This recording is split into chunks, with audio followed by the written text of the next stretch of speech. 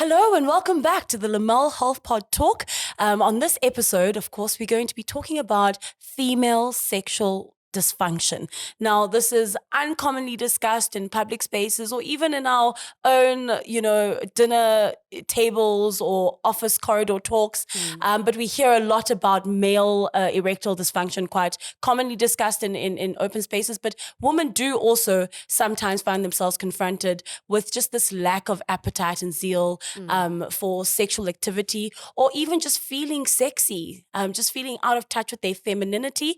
And that's the conversation we're going to shine the spotlight on today. I'm in conversation with Nicole from Lamelle.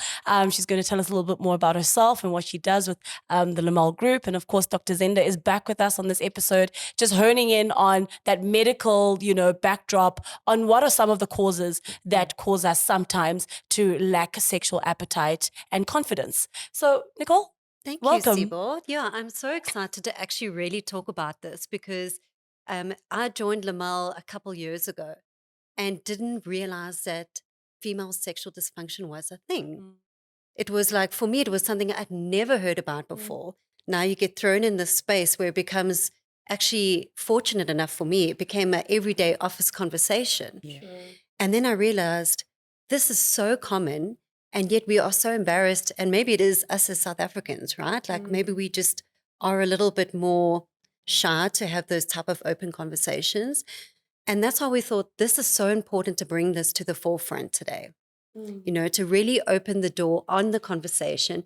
And how do you start talking about it? And I think understanding the medical background gives you a bit more context of, what is this? Where does it come from? So Dr. Zenda, that's why we're so blessed to have you today.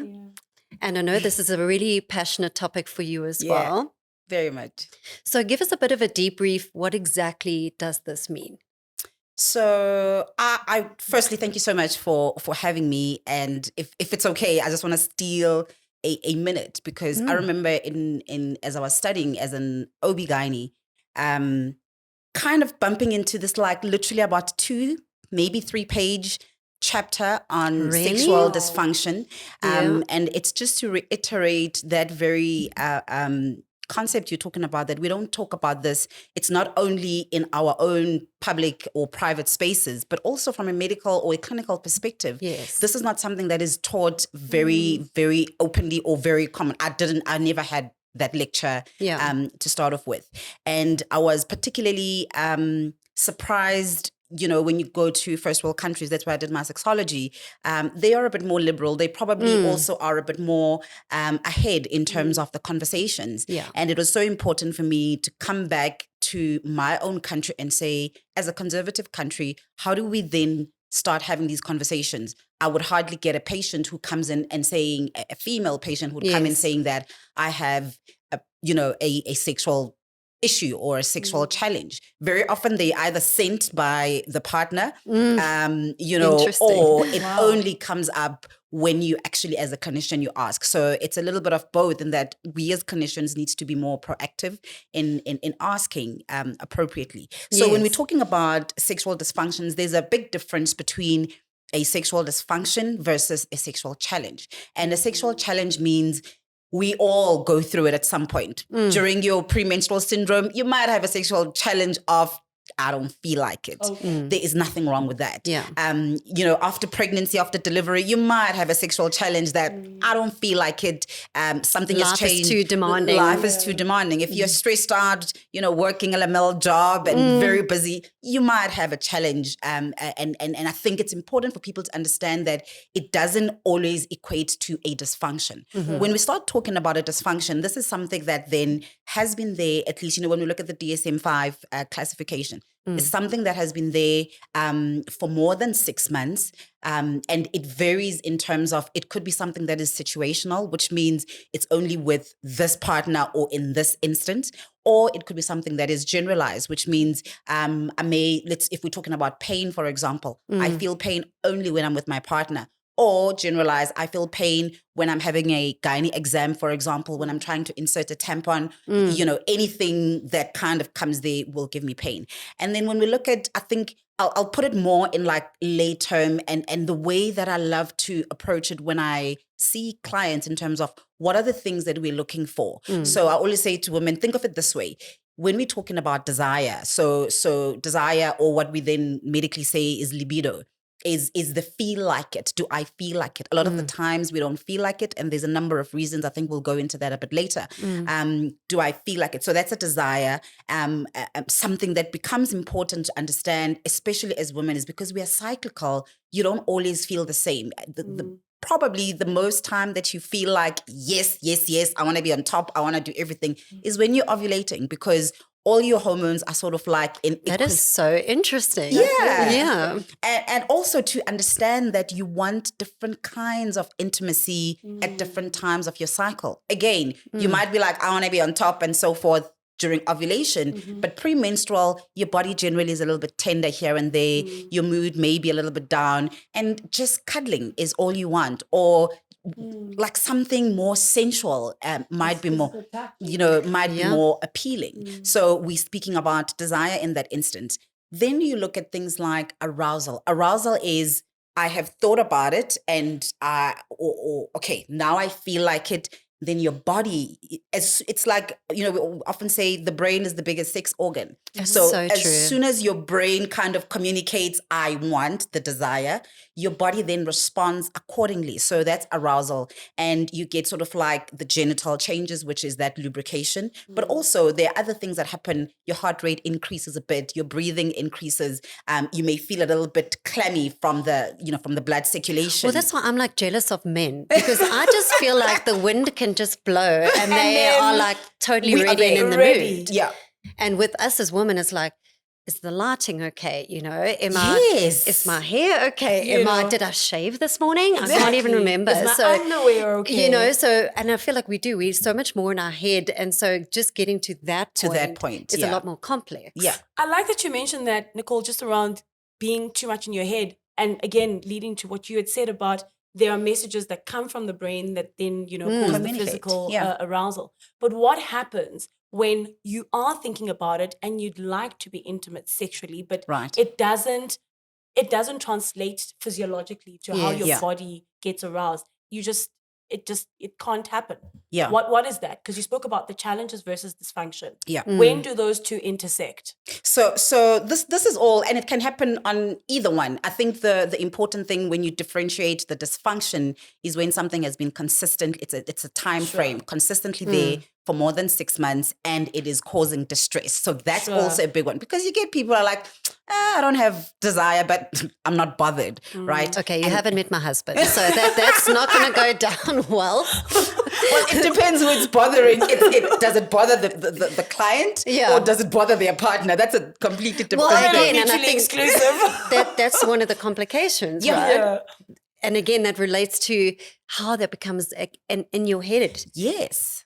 And so for 6 months, and also how do you measure that? Because then you think like, when was the last time I actually really felt that kind of level of desire? That's so important to bring up, because it also gives us an idea of the type of women we are. Maybe, like I said, we're changing, things are getting better. People are being more assertive about what they want, how they want, how they feel. But that also gives us that sort of, it kind of smacked me in the face when I started reading intensely on the topics. And one of the criteria to diagnose a dysfunction is that the person that is experiencing it must actually be bothered by it. And I said to myself, wait up.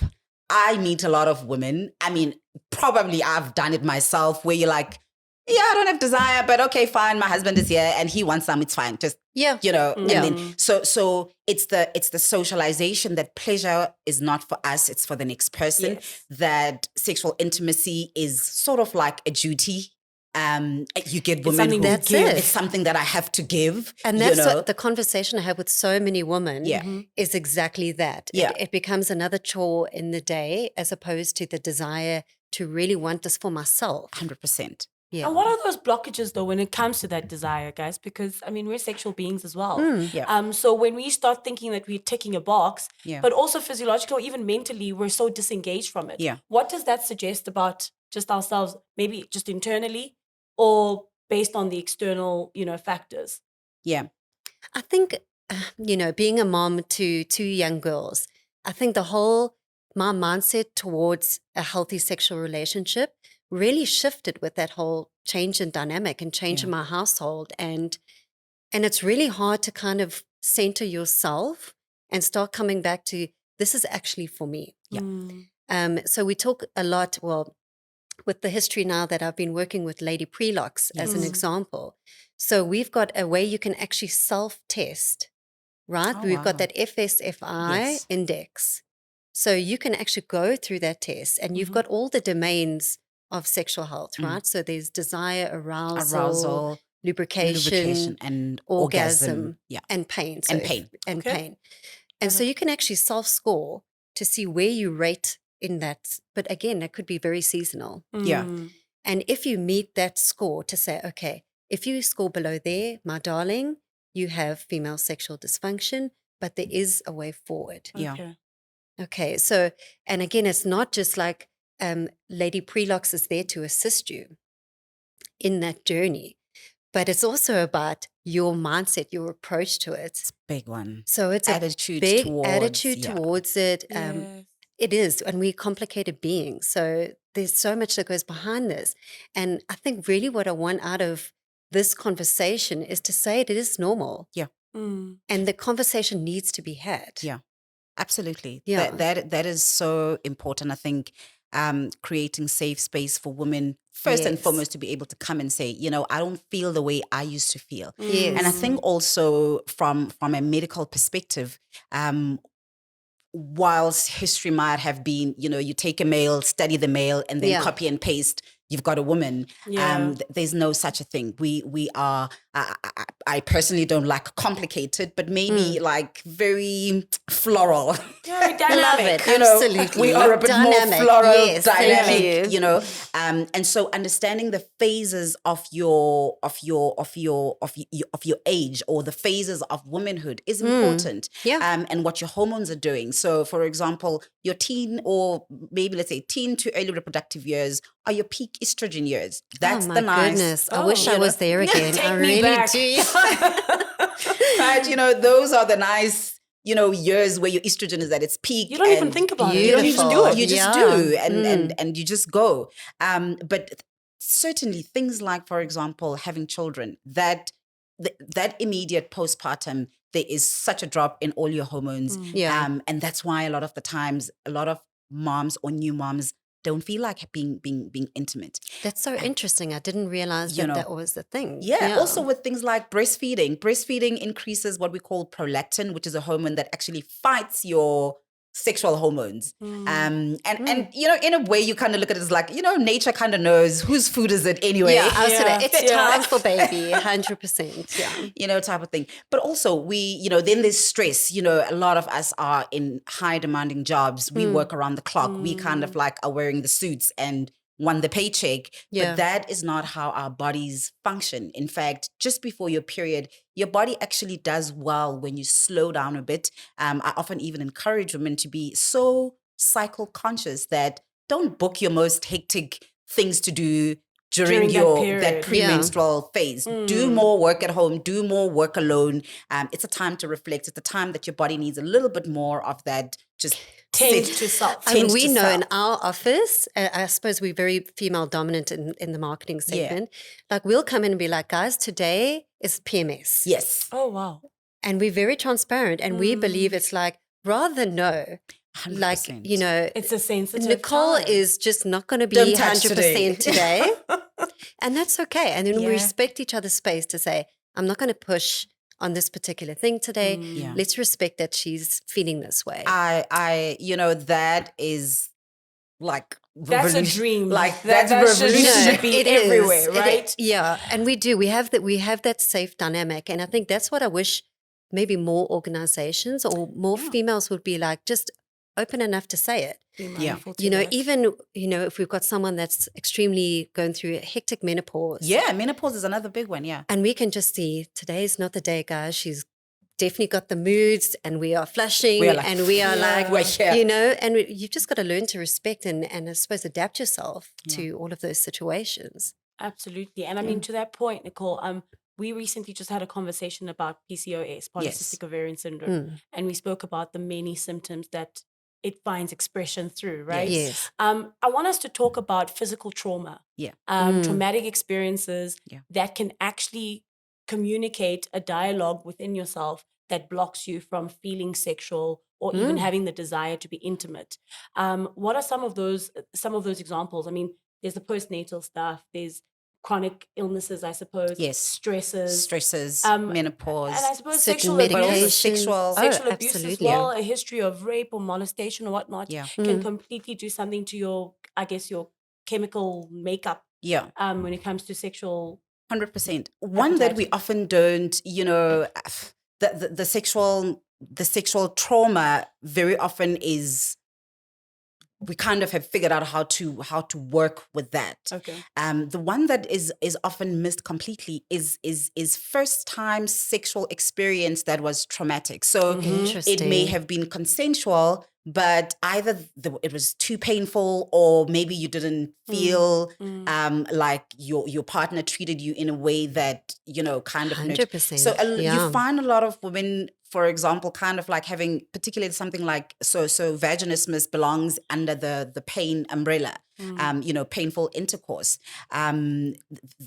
that we don't talk about. So you find somebody who's married 10 years and they've never actually consummated properly because of a Past. first time Wow. experience that was traumatic, and they didn't think anything was wrong because it was a consensual space. But they haven't connected the dots in terms of every time they think of being intimate, they're not thinking pleasure, they're thinking that was painful. And so that has stuck in their brain, and it becomes this vicious cycle. They avoid, they make excuses around it. So it's so important for us to be able to articulate, but also I think open the space to say there's professional help. Yes. It might not be, we might not have a lot of sexologists, but I think more and more when there is an issue, to know that maybe let me go check in with my gynae. There are gynecological issues, for example, things like endometriosis. Endometriosis is hellish Yeah. when it comes to sexual pain, which then will cause somebody not to want to engage, not have the desire to engage. It's like a mental block It's like automatically. a complete Yeah. mental block because of the excruciating pain they experience. And then we have sort of like gone into the space where mental health has the spotlight, and more people are talking about their mental health challenges. Yes. That in itself, and this one has a bit of like it's like the chicken and an egg. Sometimes the mental health comes first, sometimes the sexual issue or challenge comes first. But people who are really having a diagnosis on treatment, whether it's because of the treatment itself that can cause a sexual dysfunction, or whether it's the actual condition. So anxiety, depression, very often people don't even feel like they want to engage in sexual activity. So those are all the things. Partners as well. I think we downplay, if your partner has a sexual dysfunction, you actually have a higher chance as the partner to also develop. And so, for example, you lose interest if somebody has a bit of an issue. Okay. Let's say, God forbid, my husband has diabetes, and so now they've got erectile dysfunction. Yes. They're struggling to accept it. They don't want to take medication. Every time we go to the bedroom, it's a bit of a contentious, like, are we going? Are we not There's a lot going? of shame attached to it. Eventually you kind of shut down as well and be like, actually, no, I'm not interested. So it's an array of things that can affect our sexual function. And what's quite interesting is what we found, obviously at Lamelle, we deal with both female sexual health as well as male sexual health. Yeah. And what's really interesting is what we found on the male side is, yes, if they've got a medical condition, which is, it could be cardiovascular, it could be diabetes, but that has led to them with erectile dysfunction. They spend, through the research, approximately 3 years visiting various pharmacies to find an off-the-shelf solution. Yeah. Okay. Yeah. And I mean, there's some really, guys, some dodgy, if you go in and you see. And obviously that ultimate disappointment, they it almost exacerbates the situation because now they're continuously disappointing their partner. Yeah. And that psychological aspect as well. Then, for the wife or the partner, they're kind of feeling, what's wrong with me? Yes. They don't desire me anymore. So it becomes such an emotional roller coaster for that couple. And what we found is eventually the man will go to the doctor for a random, I've got a cough. And by the way, And then And by the way, oh, shame. and so we call it the doorknob consultation Oh, wow. because as they're leaving, thank you, and I need to mention this. So that whole dynamic with the man, but there's PD5s, which are obviously your Viagra's, your Cialises. Yeah. Those are like your instant. Stimulate. But then as a woman, it's also now I don't want to feel like, okay, it's been 20 minutes, half an hour, babes, let's go. right. Because then that pressure is also kind of like, okay, so it's on your terms Yeah. when you want it, and I must just be ready for it. So there really are, there's so many dynamics around the situation. I want to go back to that, like just building that safe space, between you and your partner, whether both of you have found yourselves now in a space where you're not so active or interested. How do you rebuild that appetite as a partnership? Yeah. Right. And how fun that can possibly be, and empowering to also just search for that information together and discuss it and get consultations together. But I want to also talk about, Nicole, you and I spoke offline recently about STIs. So the trauma that comes from medical conditions that are associated to having sex. Yes. Your HPVs, your what. And then you just feel like, I just want to protect my little box. I just want nothing near me anymore. How does one start, going on a healing journey around that and going back to their feminine power and trusting their body and, of course, picking a good partner, I suppose, whatever that means. Yeah. But how does one start that journey? Medically, especially. Medically. Yeah. I've got a saying that safety is sexy. And that means that when we feel safe in a space, when we are practicing and doing the things that keep us safe and our partners safe, the sexual experience becomes better. And how it starts, I had a question, for example, where somebody asked, I've got an STI and HPV. How do I tell my partner? And they were like literally freaking out. And I see this quite a lot when we get like our pap smear result. Yes. There's this freak out. And I think the first things first is sort yourself out first. So from an emotional perspective, and if need be, let's get a therapist. But your doctor or your healthcare professional is probably the low-hanging fruit in terms of somebody you can have a conversation with. When you have more accurate information, you do better. So when you understand, let's say it is HPV, yes, we've picked up a strain of HPV. Is it the high-risk cancer-causing one, or is it the one that causes warts? That makes a difference. Also, it's about, okay, we've got HPV. What is your cytology or your actual cells? What is the history of a cervical cancer in terms of how long does it take to actually, because you read your pap smear and you're like, do I have cancer? Type of thing. And I think it comes again with when we are empowered, we can ask the right questions. But also I think, again, I always crucify us and say, we are the custodians of taking care of our people and explaining and giving accurate information and answering any questions that may not be, that need clarity.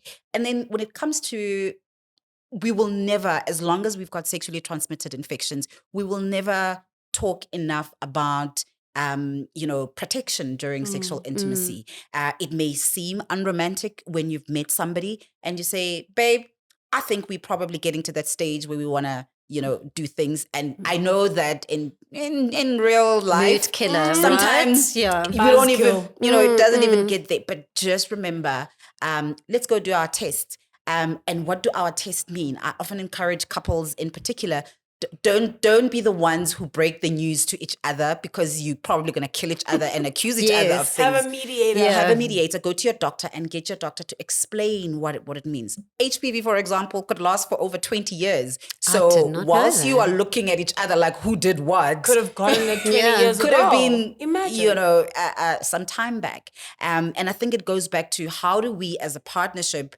create that safe space? We need to learn to talk. We need to learn to be friends again. And we need to learn, there's communication skills where it's like, when we come to this table, all guns and ammunition, Put we leave aside. it outside. Yeah. We walk in naked. And I want to know that I can tell you anything and everything without it being thrown at me, and vice versa. And I think from a kindness and empathetic perspective, we often fall short. Yeah. I come in peace. Let's make love, not war. I love Yes. it. I love that. And I think as women, it's like we should be allowed to be a little bit selfish Mm. and want to have our own level of satisfaction. And actually, it's very appealing to a man when he knows he is satisfying you. Mm. Very. Yeah, that is like a huge booster in the relationship as Yeah, well. So I think being 100%. verbal, even whilst being intimate, Yes. is such an important factor as well. Yeah. Yeah. And also learning yourself. Like, what do yeah. you like? Yes. What are you good at? Whatever that means as well. But I mean, I must just admit- have your own sex personality. Like getting almost approaching my 40s. Yeah. Uh-huh. Like I feel so much more confident in my body and myself, even though it doesn't look like it did when I was in Yeah. my 20s. Yeah. But I think understanding and knowing yourself and being Yeah. confident to speak up, Oh, that's a big one. it's a massive one. I It's- think that's what I it's- love the it's most huge. about this age where I'm at Yeah. right now. Yeah. Mm. And I think what's interesting with that is it doesn't start with the sexual part of it. It Mm. starts with you taking care of yourself overall, 100%. holistically. So when you feel good because you're taking care of yourself, you're eating well, you're working out, you've Mm. got healthy social relationships and a good relationship with your partner as well, it translates. Yeah. Mm. It translates into that feminine 100%. power and just feeling like you can own it because you've come into full acceptance of who you are, 100%. right? Yeah. Yeah. Oh, definitely. That's why, I mean, it's always like a bit of a contradiction when or sort of like an irony when you think for a lot of women, their best sexual life starts at 40. I never believed it until like Until now. you do. You're knocking on 40. And so the thing, the crazy part is actually your hormones are moving in the opposite direction. And that's why I always encourage women, please, if nothing else, find a way of making sure that you are so sex positive about your Yes. own pleasure. If it's like a buffet and you come to the table to eat, encourage things like you must initiate. When you initiate in the bedroom, you actually get to choose what happens and the kind of intimacy. And the experience. And the that you have. experience, you can kind of dictate how the whole session goes. Yes. If you never initiate, somebody's always going to serve you what they think you want, and True. then you're going to always be bitter, and then you start avoiding. So that ability, there's something about for me. I thought it was like something between like 35 and 37. Something just switches. And you're just like, actually, I will no longer go and starve whilst I watch people eat. Yes. You have no time to waste. I will come in and eat. Yes. And you have no more and if you fake get orgasms anything in from you. this, good for you. Well, that's why. So when I started Lady Prelox, all right, it was after my second child. Yeah. Okay, at least now I'd found Lamelle. I didn't even know a female intimacy supplement Sure. existed. Yeah. Right? That was like, what? And when my husband first saw it, he was so offended. Really? He was like, do I not turn you on anymore? You're not Oh. satisfied anymore. And I was like, this is got actually nothing nothing to to do do with with you. Yeah, that was my journey. Yeah. And it really has. I mean, it really has made such a difference in my level of comfort, in self-lubrication. I mean, that as you get older becomes so much more challenging. Yeah. Mm-hmm. And I mean, I can say within a couple of months, it's like you're back in the game, baby. That's it. You got your groove back. You got your groove back. And that's it. It was a selfish decision because I felt like that. I felt like this is for me now. Yeah. Yeah. Yeah. And I put myself first. And it's not even selfish. That is a self-care decision. Absolutely. A Self-love and decision, self-care. Mm. There's a lady listening to this podcast, watching this podcast, and they have found themselves in this dry spell, for lack Yeah. of a better word. And they're hearing all of us talk about these affirming things. Where do they go? How do they start, Nicole? Just to build that sexual appetite and excitement again. Well, I think first what's really important is, like I said, there's that self-diagnosing test that you can do. So it's a FSFI index. And it's an international index. So you can go and search it online and you can answer the questions. I think what's really important is to actually know that, first of all, you have this condition and you want to then take the next step and do something about it. Because sometimes, like we said, it could be other areas where it's more therapy that's needed. And for you to get yourself back to a healthy understanding or healthy appreciation for a sexual relationship. But with Lady Prelox, I mean, that's a natural supplement. So that you can take daily. And obviously what that works on is nitric oxide, gets that blood flow back. It's powerful antioxidants. So not only that, it's also in terms of your health. Your health. It improves that, your skin, autoimmune, everything. Yeah. And it's really easily available. So in pharmacy, it's over the counter. There's no script required. And we do a lot of work with like Dr. Zenda. And so she knows when she sees a patient, especially someone more menopausal, I guess, there's a lot of additional benefits for patients that are going through that season of their lives. So with the hot flushes and all of that. So, you know, I just feel like if there's an option to start getting that whole system getting back in its flow, and then over time you see the improvement. So people mustn't go, okay, I took it tonight. And your husband's like sitting there rubbing his hands. So yeah, again, it's a journey. It's a journey, guys, and we do, and we go through our ups and downs in lives, and there's, you know, that's what makes life wonderful, right? Yeah. So fantastic. And Dr. Zenda, just parting shots on that front for somebody who wants to start that journey. Yeah. And just even from that physiological backdrop that you gave us so beautifully, just the insight there.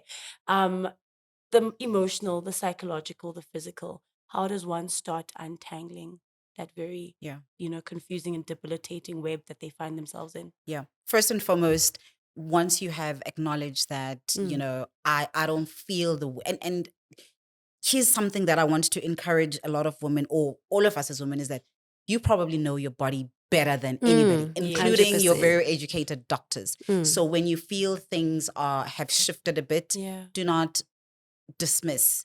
Go and get help. I am also a big believer of finding clinicians that you resonate with, because then it makes it easy for you to be vulnerable and talk about the things that may feel a little bit embarrassing. There is so much empowerment in educating yourself. And this is not just going Google and kind of absorbing everything. If need be, find out from people that, you know, have credible information. Where are the credible sites that I can just read a bit more?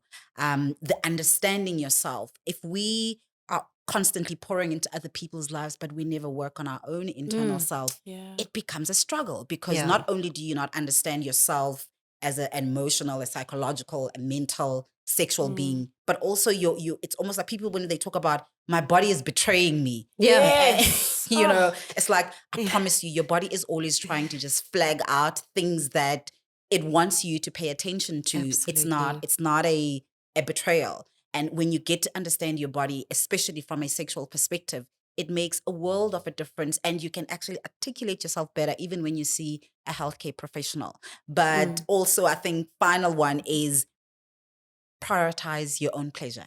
It's your right. It's your human right. It is, and it's got so many benefits, and there is nothing selfish about it. Don't let them eat you up. Eat them up. No, true. Yeah, look, also absolutely. you can't give people what you don't have, right? And you're the author of your own, you know, highest expression of self, and that includes your sexual experiences as well. And you're not alone. I think ultimately that's what it is. It's normal. We go through these ebbs and flows, but there's always help. But let's start the conversations. Let's create the safe spaces, and reimagine ourselves, because life is beautiful. You know, sex is beautiful. Sex is gorgeous. Ladies, thank you so much. That was very, very wholesome. Thank you. Yeah, let's get our groove back on. Thanks. Thank you.